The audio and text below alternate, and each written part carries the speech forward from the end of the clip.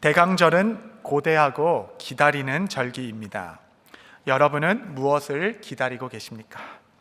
학생은 시험의 결과를 기다리겠고, 환자는 몸의 치유를 기다릴 것입니다. 사업가는 연말의 실적을 기다리겠고, 대학에 자녀를 보낸 부모님들은 자녀의 연락을 기다릴 것입니다. 우리는 아침이 되면 저녁을 기다리고, 저녁에는 또 내일을 기다립니다. 이처럼 우리의 인생은 기다림의 연속이라고 할 수 있겠습니다. 여러분, 우리의 신앙 역시 기다림으로 꽉 차 있습니다. 왜냐하면 우리는 약속을 받은 백성이기 때문에 그러합니다. 우리의 기본 정체성, 제1의 정체성은 언약 백성, 약속을 받은 사람들, 그래서 우리는 꿈꾸는 사람들이기도 합니다. 성경 전체는 약속을 받고 그 약속이 실현되기까지 기다리는 이야기들로 가득합니다. 예수님께서도 승천하시기 전에 제자들에게 이 성을 떠나지 말고 약속하신 것을 기다리라 라는 주님의 마지막 분부하심은, 이것은 제자도의 모든 것을 가르친 것이라 할 수 있겠습니다. 제자들이란 하나님의 약속을 받고 주께서 가라 하는 곳에 순종하여 약속하신 것을 기다리는 사람들이라 정의를 내릴 수 있죠. 성경의 가장 마지막 책인 요한계시록의 가장 마지막 구절도 아멘, 마라나타 주 예수여 오시옵소서, 기다림에 대한 헌신으로 끝나게 됩니다. 대강절을 맞이하는 우리는 무엇을 기다려야 하는가? 오늘 본문은 한 노인의 이야기입니다. 그는 의롭고 경건하였으며 무엇보다도 기다릴 줄 아는 어른이셨습니다. 놀라운 기다림의 인물. 그 길고 긴 기다림의 끝에서 그는 인류의 가장 아름다운 노래를 부른 신앙의 삶과 삶의 완성품. 우리는 시므온에게서 인생을 배우게 됩니다. 또한 사명을 받은 자의 인내를 배우게 되고, 부름받은 자의 충성을 배우게 됩니다. 기다림의 표본이 되는 인물. 저는 지난주 교회로부터 목회를 위임받게 되었습니다. 개인적으로 제가 바라는 목회상은 열방을 여기저기 뛰어다니면서 교회 개척을 하는 사도 바울이 아니라 하나님께서 맡겨주신 자리에서 약속하신 것을 인내로 기다리는 시므온입니다.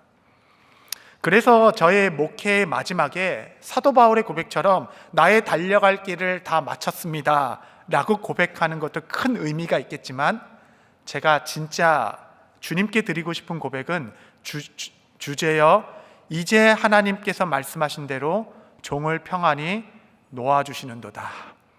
이 시므온의 고백을 하나님 앞에 드릴 수 있는 목회자가 되기를 소망합니다. 평생 약속과 사명에 매여 살다가 그 미션을 이제 마친 거예요. 평생 약속을 기다리고 살았는데 그 마침내 그 약속의 실체를 눈으로 확인한 것입니다. 주여 이제 종을 평안히 놓아주시는도다. 이 말을 다시 하면 이제 됐다. 이제는 죽어도 여한이 없다. 주님, 이제 내 삶에 더 큰 위로는 없습니다. 이제 나는 더 원하는 것도 더 바라는 것도 없습니다. 이 생명, 삶과 죽음을 뛰어넘는 위로를 만나게 된 것입니다. 상황을 초월하는 절대 위로를 본 것이죠. 그동안의 모든 고된 인생이 정말 단번에 보상받는 것 같은 시간. 여러분, 여기서 위로란 감정의 회복을 말하는 것이 아닙니다. 일의 성취와 일의 마침을 의미합니다. 야, 제 삶이 틀리지 않았군요. 제가 이렇게 살아온 것이 헛되지 않았군요. 감탄의 노래가 터져 나오는 순간, 시므온은 그 위로의 순간에 아름다운 노래를 지어서 예수님을 높이는 자가 되었습니다. 여러분, 유명한 그림을 하나 보도록 하겠습니다. 여러분, 이 그림 잘 보이시죠? 교육관은 LED로 봐서 더 선명하게 볼 것 같아요. 전 잘 모르겠지만, 빛의 화가 렘블란트의 시므온의 노래라는 작품입니다. 렘블란트는 이 그림을 다 완성하지 못하고 미완의 작품으로 남겼고, 제자들이 마지막 터치로 마무리했다라고 합니다. 렘블란트의 초기 작품은 예수님의 그 얼굴에 빛을 많이 비쳤다고 합니다. 제가 보니까 좀 그래요. 그래서 아주 예수님의 얼굴에 빛을 비추던가 아니면 그 머리에 후광을 줘가지고 그리스도다라는 것을, 특별한 것을 표기하려고 했는데, 그가 묵상하고 또 묵상하여 그의 마지막에 그린 이 그림은 예수님의 모습을 아주 평범하게, 일상의 아기 그대의 모습으로, 그대로의 모습으로 우리와 같이 평범하게 오신 아기 예수 그리스도, 평범하게 오신 것이 그의 비범함이다 라고 말하는 듯합니다. 그림을 좀 잘 보시면 시므온은 그 아기 예수를 받아 안고 말할 수 없는 감격과 기쁨을 그의 허약해진 몸으로, 짓무른 눈으로, 또 반쯤 열린 저 입술로, 흰머리와 이마에 새겨진 세월의 주름살로 기도하듯 모은 떨리는 두 손으로 표현하고 있는 듯합니다. 사진 내려주시고, 언제인지는 모르겠지만 삶의 어느 순간에 시므온은 성령으로부터 한 명령을 받게 됩니다. 그것은 성령의 지시였어요. 그가 거부할 수 있었던 그 어떤 것이 아니었습니다. 하나님께서는 시므온에게 한 가지 멍에를 씌우셨습니다. 그것은 아주 무거운 사명. 그는 자원한 적도 없고 결코 원한 적도 없지만 주께서는 그 종에게 이 일을 맡기셨습니다. 누가복음 2장 26절 보시면, 그가 주의 그리스도를 보기 전에는 죽지 아니하리라 하는 성령의 지시를 받았더니, 그는 성령의 인도하심에 따라 구체적으로 그의 생애에 메시아를 보게 될 것이다 라고 명령을 받게 됩니다. 이사야 선지자가 예언한 이후에 700년 동안이나 오지 않고 계시던 그분을 너는 눈으로 생전에 보게 될 것이다. 여러분, 이 지시는 분명히 영광스러운 일이었지만 동시에 매우 무거운 멍에요, 그가 평생 짊어져야 할 십자가이기도 하였습니다. 그의 일평생을 걸고 했어야 할 영광스러운 과업, 메시아께서 첫 성전에 들어오실 때 그를 맞이하여 축복하는 일을 맡기셨으니 그는 이제 성전을 떠날 수가 없게 되었습니다. 약속과 사명의 메인 인생, 그는 결코 예루살렘을 떠날 수가 없습니다. 그것은 예루살렘이 좋은 장소이기 때문에 그런 것이 아닙니다. 그는 성전을 지켜야 할 이유가 있기 때문에 때로는 고통스럽고, 때로는 피하고 싶고, 때로는 다 놓고 떠나고 싶어도 그는 약속이 있기에 성전이 있는 예루살렘을 떠날 수가 없었습니다. 그는 또한 죽을 수도 없습니다. 그는 이제 나이가 많은 노인이 되었습니다. 죽음이 점점 가까워질 때마다 그는 더욱더 절박해지고 더 간절한 소망을 하나님께 드리게 되었을 것입니다. 아까 그림에서 잘 표현된 것처럼 그는 이미 연약하여졌고 쇠약해졌지만 그는 죽을 힘을 다하여 하루를 더 살아내었어야만 했습니다. 그 이유는 하나님께서 내게 맡겨주신 과업이 있기 때문에 그러합니다. 그는 떠날 수도 없고 죽을 수도 없는 그의 인생에 주신 미션이 있기에 그는 이 땅에서 하루를 더 살아냈어야 했습니다. 여러분, 제가 히스프렌즈 부모님 중에 한 분에게 들은 이 고백은 아마 저의 평생에 잊지 못할 것입니다. 그분께서는 제게, 목사님, 저의 평생의 소원은 제 아들보다 하루를 더 사는 것입니다 라는 고백이었습니다. 분명히 영광스러운 일이지만 동시에 무거운 멍해이기도 하죠. 사명의 메인 인생이기 때문에 떠날 수도 없고 죽을 수도 없습니다. 죽을 힘을 다해 하루를 더 살겠습니다 라고 말하는 자가 사명자의 기도일 것입니다.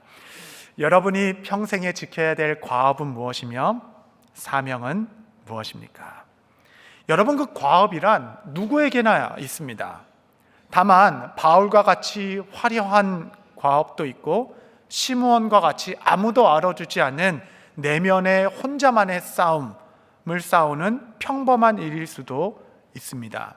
그러나 성도 여러분, 평범한 것이 비범한 것입니다. 시므온은 이처럼 우리의 삶이 이렇게 이 과업이 다양한 것, 삶이 다양한 것처럼 우리에게 주신 미션과 과업도 다양하죠. 하지만 성도 여러분, 시므온은 이처럼 메인 인생과 같은 우리가 바라고 소망해야 될 공통적인 것, 뚜렷한 삶의 목표를 단 한 단어로 표현합니다. 여러분이 어떤 자리에 있는 거와 상관없이 저와 여러분이 오늘 구하고 바라봐야 할 유일한 한 가지, 그것은 바로 위로. 주께서 씌우신 사명의 메인 자가 기다려야 할 것, 그것은 바로 위로라. 본문을 통해 우리 가운데 말씀하시는 겁니다. 여러분, 시므온의 과업은 위로를 기다리는 것이었습니다. 우리 누가복음 2장 25절 우리 한번 다 같이 읽도록 하겠습니다. 시작. 예루살렘에 시므온이라는 사람이 있으니 이 사람은 의롭고 경건하여 이스라엘의 위로를 기다리는 자라. 성령이 그 위에 계시더라. 여러분, 시므온의 시대에는 위로가 필요한 시대였습니다. 여러분, 당시 시대적 상황을 잘 아시죠? 헤롯의 철권 정치가 있었던 시대, 폭정에 시달리던 이스라엘, 나면서 남자는 누구라도 죽일 수밖에 없었던 절망과 비극의 시대를 그들은 살고 있었습니다.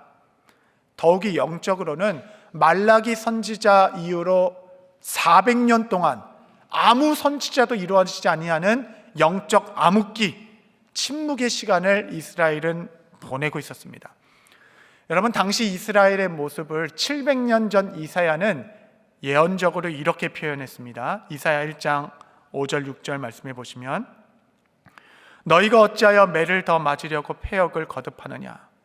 온 머리는 병들었고 온 마음은 피곤하였으며 발바닥에서 머리까지 성한 곳이 없이 상한 것과 터진 것과 새로 맞은 흔적뿐이거늘 그것을 짜며 싸매며 기름으로 부드럽게 함을 받지 못하였도다. 이게 당시 하나님의 백성들의 모습 아니겠습니까? 여기저기 상하고 터지고 병들고 피곤하였는데 누구 하나 그 상처를 싸매주지 않고 기름을 발라 낫게 해주지 않고 있는 핍절한 상태에 처한 하나님의 백성들, 혹 연말을 맞이하는 여러분의 마음은 어떠십니까? 이러한 백성들에게 하나님은 위로를 말씀하셨습니다. 이사야 40장 1절 우리 한번 다 같이 읽겠습니다. 시작. 너희의 하나님이 이르시되 너희는 위로하라. 내 백성을 위로하라. 발바닥에서 머리끝까지 상한 곳 하나 터지고 상처 입은 내 백성을 이제는 위로하라. 이사야서 66장 13절 제가 읽겠습니다.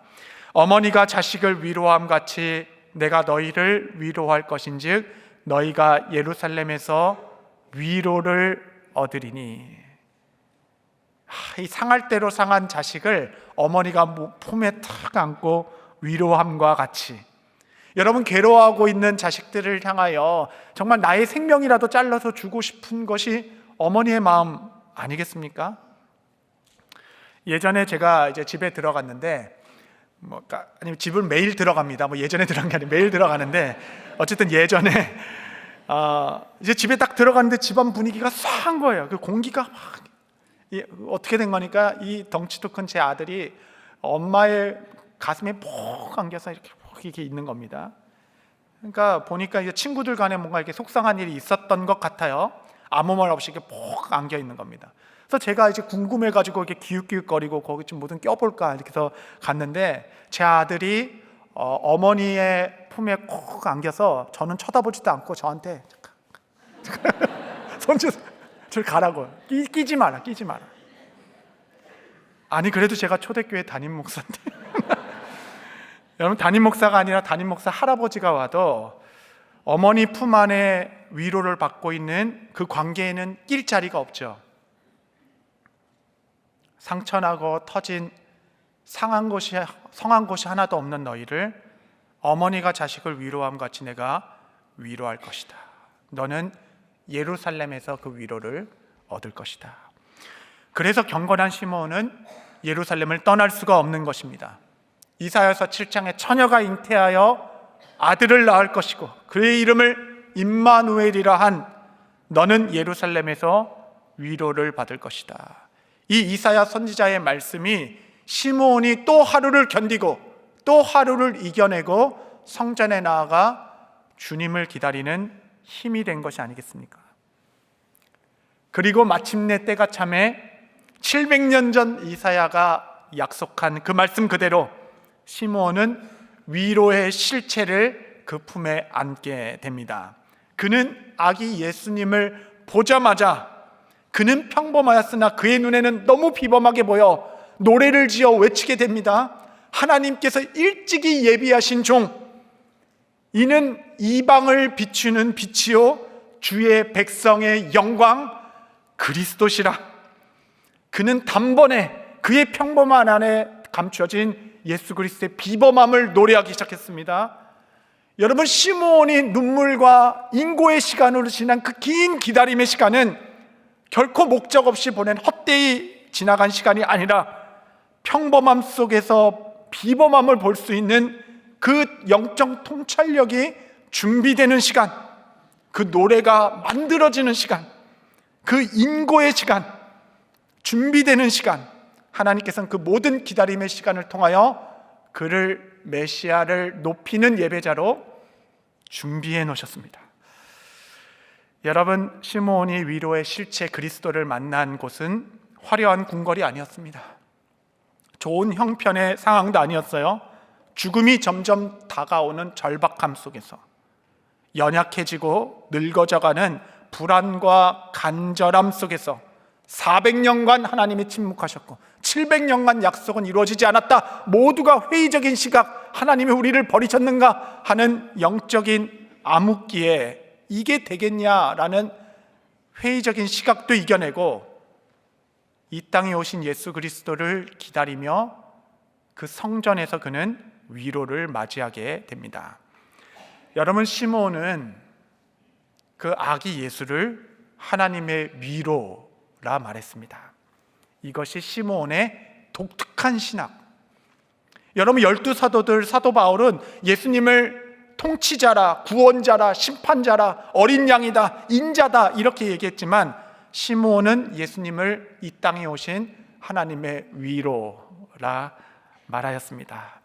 여러분, 시므온이 없었으면 정말 어떡할 뻔했겠습니까? 예수님은 우리에게 주신 하나님의 위로, 이 땅의 회복과 치유를 위해 우리가 기다리고 갈망해야 할 유일한 이름, 여러분의 과업이 어떠하든지 여러분의 메인 것이 어떠한지와 상관없이 우리의 삶의 유일하고도 공통된 뚜렷한 목표, 내가 오늘 가정을 지키고 일터를 세우며 교회를 지키는 유일한 소망, 기다리는 이유는 예수 그리스도를 맞이하고 그를 높이기 위하여. 여러분, 여기서 쓰인 위로라는 헬라어 단어는 페라클라이시스라는 단어인데 이 단어의 뜻은 위로라는 뜻도 있지만 권면과 도움이라는 뜻도 포함되고 있습니다. 여러분, 하나님의 위로는 세상의 위로와는 전혀 다른 것이에요. 그리스도 안에 있는 위로는 이 동정과는 다른 것입니다. 동정이라고 하는 것은 내 마음을 읽어주는 거죠.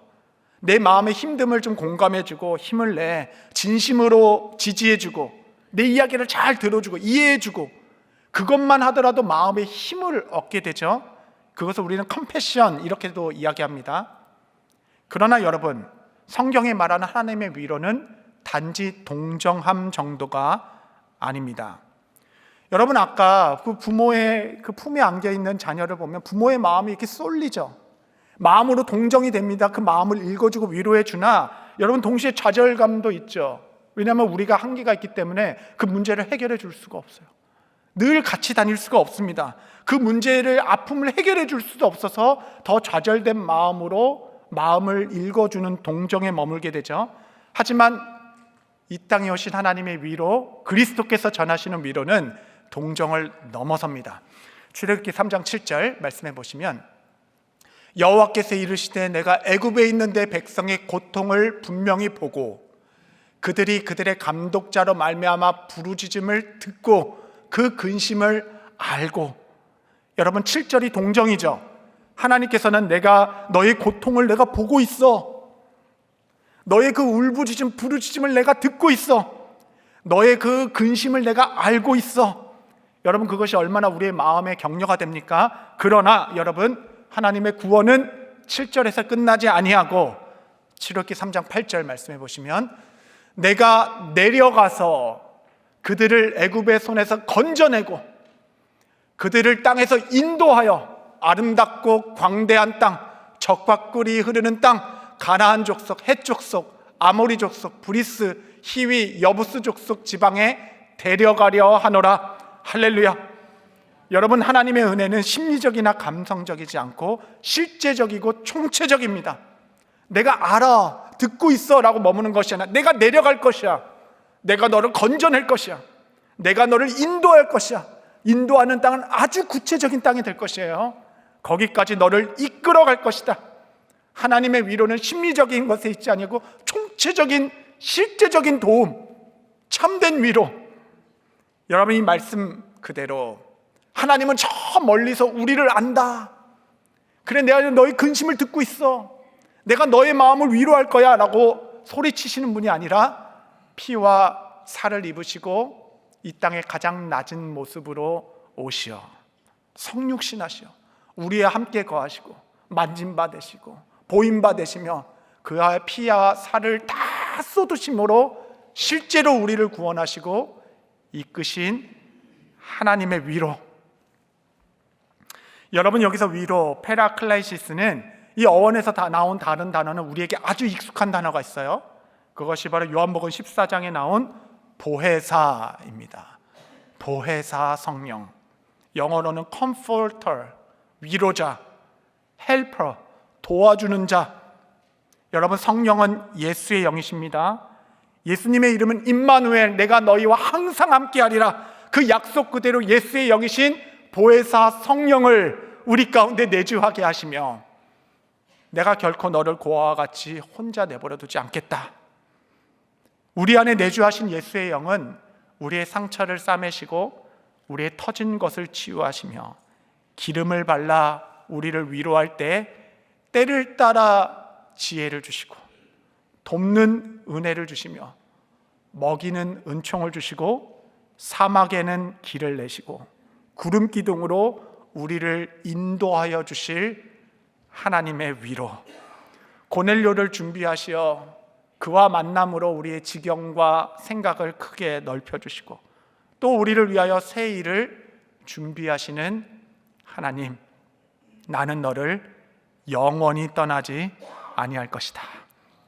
그는 우리를 동정하실 뿐만 아니라 지혜와 총명, 기적과 섭리로 우리의 삶을 실제로 이끌어 가시는, 우리가 의지할 수 있고 영원히 부를 수 있는 유일한 소망, 그는 임마누엘 예수 그리스도 되십니다. 모든 위로의 실체 되신 분. 그래서 우리는 시므온과 같이 예수님을 만날 때 이같이 고백하는 것입니다. 누가복음 2장 28절 29절에 한번 다 같이 읽도록 하겠습니다. 시작.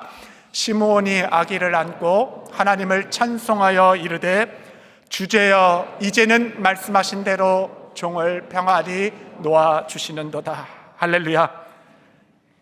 주 예수 그리스도 외에 내 삶엔 더 이상의 위로는 없습니다.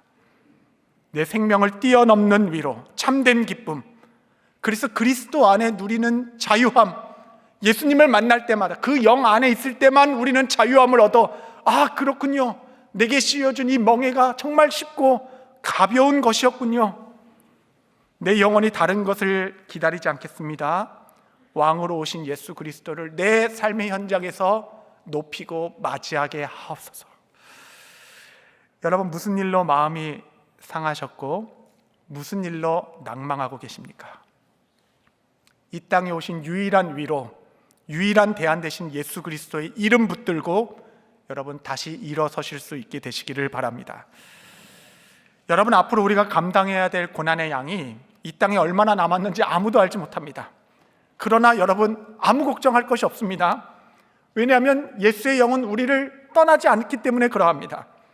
고난이 큰 만큼 위로는 더욱 넘치도록 우리의 삶에 가득할 것이니 너희가 세상에서 고난을 당하나 담대하라. 내가 세상을 이기었노라. 임마누엘 하나님, 이 땅에 오신 주님은 결코 우리를 떠나지 아니하십니다.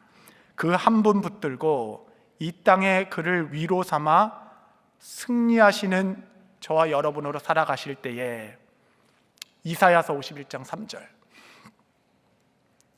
나 여호와가 시온의 모든 황폐한 곳을 위로하여 그 사막을 에덴 같게 그 광야를 여호와의 동산 같게 하였나니 그 가운데 기뻐함과 즐거워함과 감사함과 창화하는 소리가 있으리라. 할렐루야.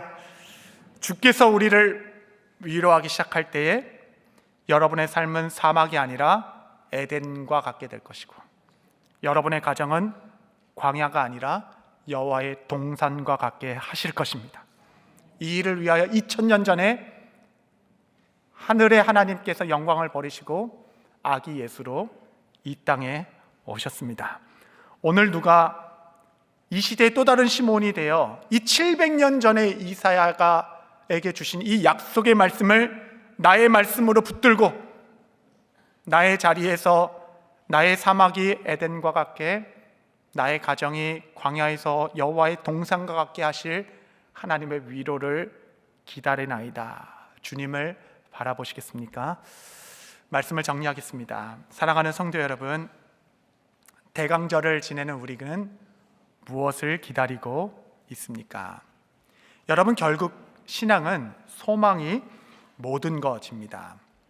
하나님께서 우리 인생을 다 마치고 주 앞에 서게 해 주셨을 때에 주께서 주시는 마지막 상급, 그 최후의 상급도 다시 보니 하나님의 위로였습니다. 요한계시록 7장 17절 보시면, 이는 보좌 가운데 계신 하나님의 어린 양이 그들의 목자가 되사 생명수 샘으로 인도하시고 하나님께서 그들의 눈에서 모든 눈물을 씻어 주실 것입니다. 하나님께서 주시는 마지막 위로.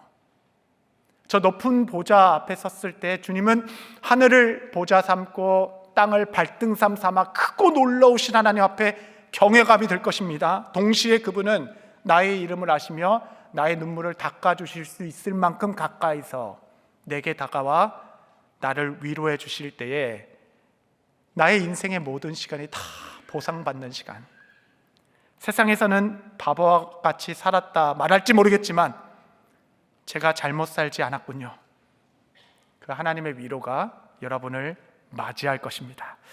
시므온은 최고의 기다림 끝에 오신 아기 예수를 맞이한 노인이었지만 우리는 더 영광스러운 그리스도의 재림을 오늘도 성전에서 기다리며 경건하고 의롭게 약속의 매인 인생으로 담대히 하늘 위로를 믿음으로 바라보며 주께서 주신 과업을 마지막 한 날까지 충성하여 주 앞에서는 저와 여러분 복된 권석들 되시기를 주님의 이름으로 축복합니다. 기도하시겠습니다.